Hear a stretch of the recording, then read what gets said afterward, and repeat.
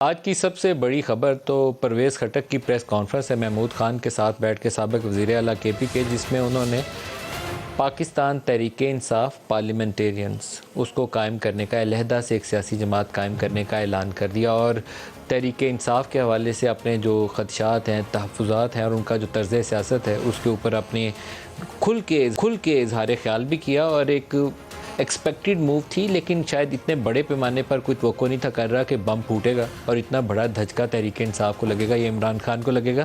तहरीक-ए-इंसाफ की या इमरान खान की जो स्ट्रॉन्ग होल्ड है वो KPK के अंदर उनका वो जो इस्लामिक टच था वो भी मैटर करता था। वहाँ पे लोग इस्लाम पसंद है, अमली तौर पर मज़हब से बहुत ज़्यादा जुड़े हुए हैं, नमाजी परहेज़गार, बाकी पाकिस्तानी भी हैं, लेकिन वहाँ इस चीज़ को बहुत पसंदीदगी की नज़र से कुछ ख़ास इलाकों में तो बहुत ज़्यादा करीब से देखा जाता है। इसीलिए इमरान खान जलसों के अंदर बार बार रियासत मदीना का तज़किरा भी करते थे और जहाँ कहीं वो भूल जाते थे तो उनके पास कोई कासिम सूरी या कोई और खड़ा हुआ उनको याद दिलाता था कि इस्लामिक टच भी ज़रूर डालना है। लेकिन उसी KPK के अंदर आज पूरी अगर उनकी तहरीक-ए-इंसाफ पूरी जमात जो है KPK की उनके नीचे से निकल जाए तो बहुत बड़ा नुकसान है एक सियासी जमात के लिए। इमरान खान की पॉपुलर अपील मुकम्मल तौर पर कहें कि उससे ख़त्म हो जाएगी तो ये बात दुरुस्त नहीं है। पॉपुलर अपील उनकी बरकरार रहेगी, लेकिन ग्राउंड के ऊपर पूरी तंजीमी ढांचा अगर नीचे से निकल जाए तो 2002 में भी इमरान खान एक पॉपुलर आदमी थे, लेकिन तंजीमी ढांचा नहीं था तो एक कौमी असम्बली की नशिस्त जीते थे। अभी पंजाब में इस्तेहकाम पाकिस्तान पार्टी पंजाब के अंदर उनकी जमातों के अंदर जो उनकी जमात के अंदर से बड़ी तादाद में फॉर्मर उनके जो पार्लियामेंटेरियन हैं उनको अलहदा कर चुकी है और KPK की पूरी तंजीम जो है उनसे दूर जा चुकी है।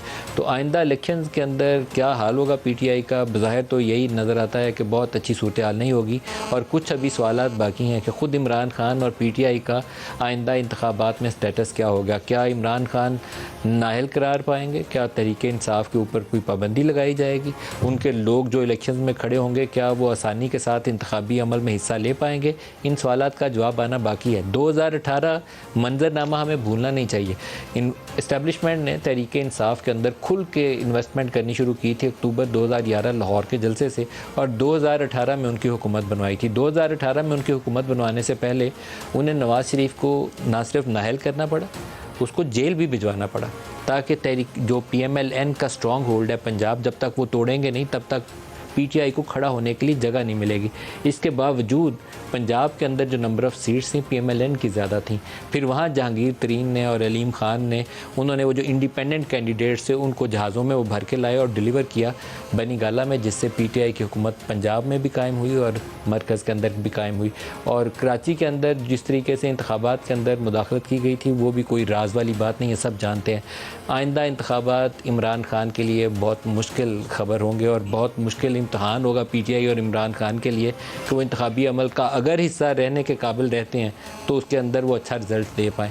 आज परवेज़ खटक ने कहा क्या, पहले वो सुन लें।